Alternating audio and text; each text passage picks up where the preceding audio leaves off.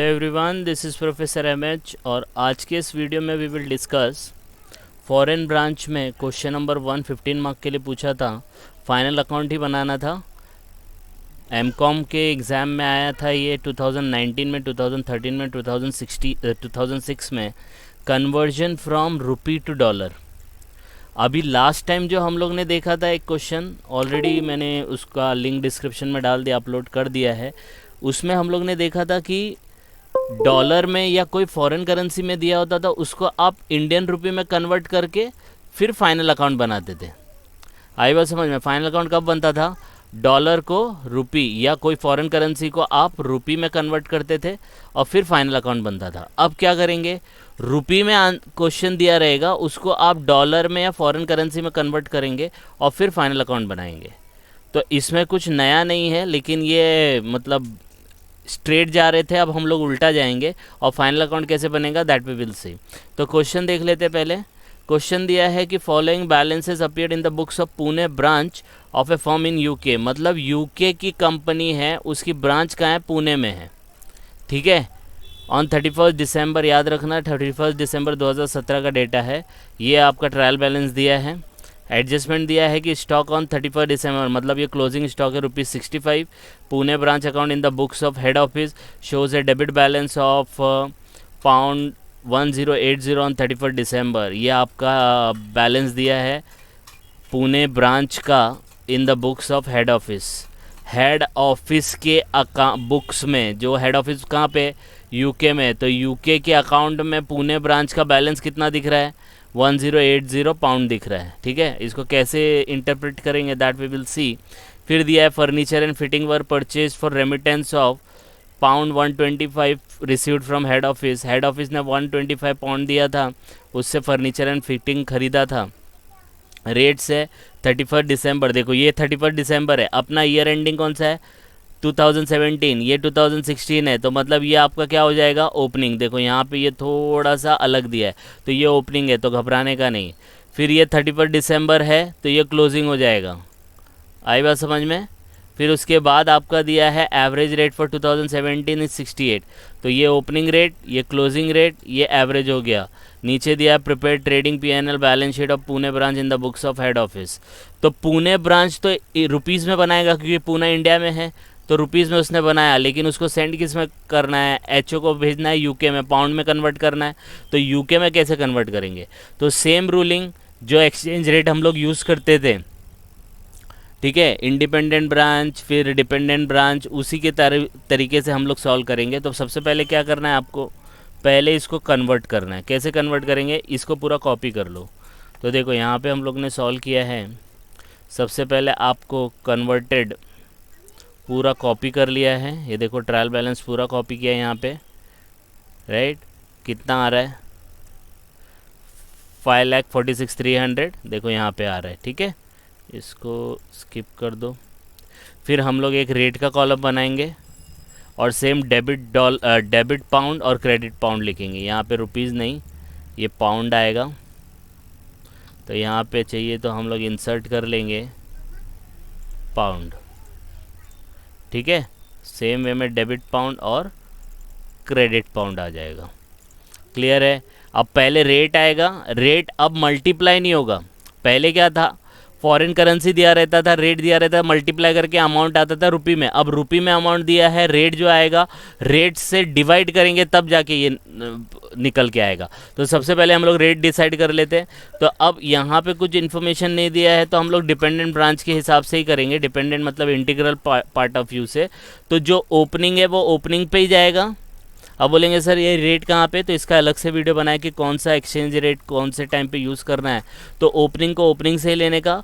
जितने भी ट्रेडिंग और पीएनएल के आइटम है, जैसे परचेज है, सेल्स है, इसको आप एवरेज रेट पे लेते हो। ठीक है, वैसे तो उसका ओरिजिनल रेट लेते हैं, लेकिन नहीं दिया रहता है तो एवरेज, क्योंकि परचेज पूरे साल भर में पता नहीं कितना होता है।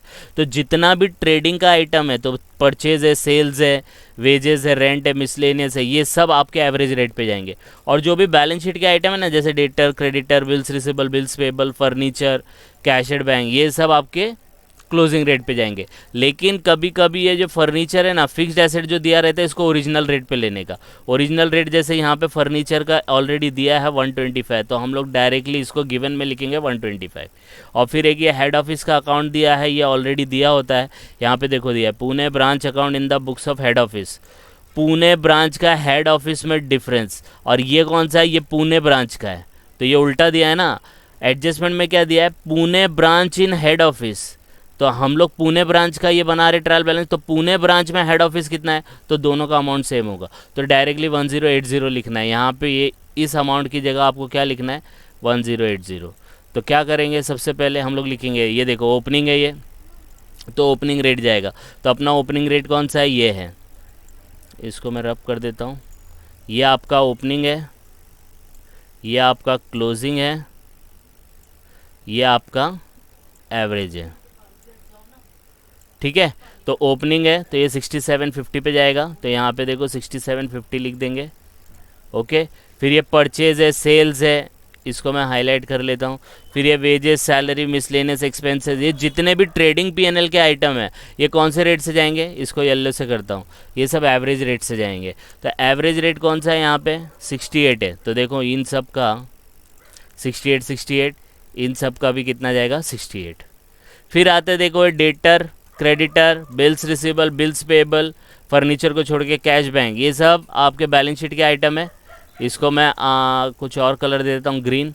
ये सब आपको कौन से रेट से जाएंगे, क्लोजिंग के रेट से जाएंगे। तो क्लोजिंग का रेट कितना है, 68.50 है, तो 68.50 लेने का, तो यहाँ पे देखो 68.50, ओके।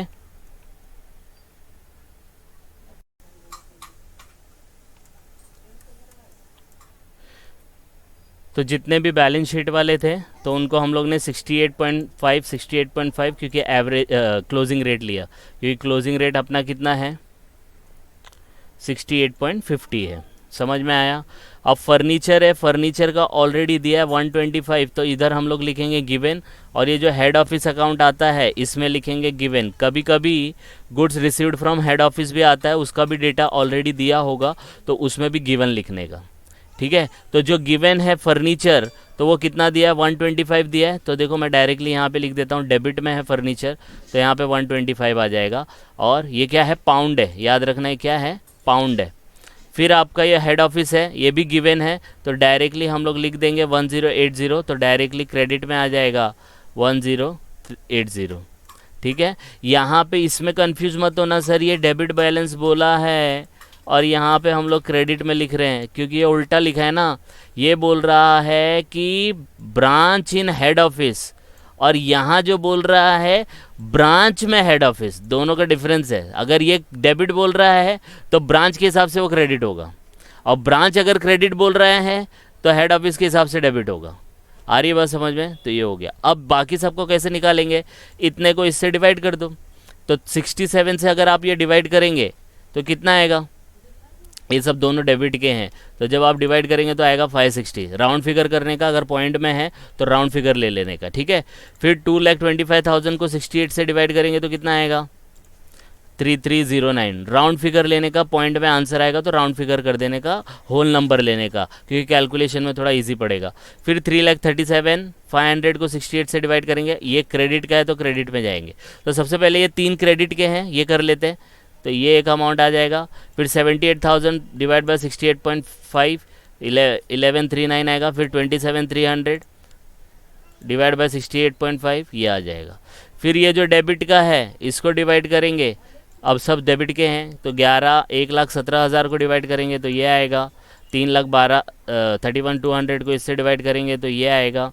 इसी हिसाब से इन सब को डिवाइड करेंगे तो आपको आंसर मिलेगा ये, और ये लास्ट वाला जो बचा है इसको आप डिवाइड करेंगे तो आपको आंसर मिलेगा ये। तो सबका अमाउंट आ गया है। बाकी जगह अगर ये डेबिट में है तो क्रेडिट में डैश आ जाएगा, तो इस हिसाब से हम लोग क्या करेंगे, सब में डैश डाल देंगे, ठीक है। अब क्या करने का, जैसे इन दोनों को टोटल किया, इसको भी टोटल करो, तो जब इसको आप टोटल करेंगे तो डिफरेंस आएगा। इसका टोटल आया 7,921, इसका टोटल आया 7,580, मतलब ये वाला थोड़ा कम है यहाँ पे, तो डिफरेंस यहाँ पे ही आएगा। कितना आएगा, 340 का आएगा। इसमें से जब आप 7921 माइनस 7580 करोगे तो डिफरेंस आएगा 740 या 741। ठीक है, वो राउंड फिगर लिया था तो इसलिए आया था। ठीक है, तो आपका आएगा 740। तो इन दोनों नीचे का जो टोटल बनेगा वो बनेगा 7921 7921। ठीक है, ये एक बार होने के बाद आपको क्या करना है, इन सब को थोड़ा सा मैं हाइड कर दूंगा। अपने को सिर्फ डेटा क्या चाहिए, ये दोनों डेटा चाहिए। अब इसके हिसाब से हम लोग क्या बनाएंगे, ट्रेडिंग पीएनएल। तो यहाँ पे देखो मैंने दोनों जगह पे लिखा है trading and profit and loss for the year ended, balance sheet as on asset liability. ठीक है, तो अब एकदम पोस्ट करना है, टैली हो जाएगा, अपने आप टैली होगा। टैली होगा ये तो 340, इसको हम लोग बोलते हैं डिफरेंस इन एक्सचेंज, ये याद रखने का बस। ठीक है, अब इसको पोस्ट करते एकदम फटाफट हो जाएगा। देख लेते हैं ये स्टॉक है, किधर आता है, ट्रेडिंग के डेबिट साइड में। तो देखो यहाँ पे लिख दिया है। ठीक है, ये रुपीज़ नहीं है, सॉरी ये पाउंड है। ठीक है, तो इसको मैं क्या करता हूँ, ये जितना भी रुपीज़ लिखा है इसको रिप्लेस कर देंगे। ठीक है, यहाँ पे नहीं हो रहा है तो हम लोग इसको क्या करेंगे, इस तरीके से रिप्लेस कर देंगे। ठीक है, क्योंकि रुपीज़ में नहीं बनाना है, हम लोग को पाउंड में बनाना है। ये आपका हो गया। ठीक है, तो ये भी रुपीज़ नहीं है, ये पाउंड है। तो इसको मैं जनरल कर देता हूँ। ओके, तो ये आपका 560 हो गया।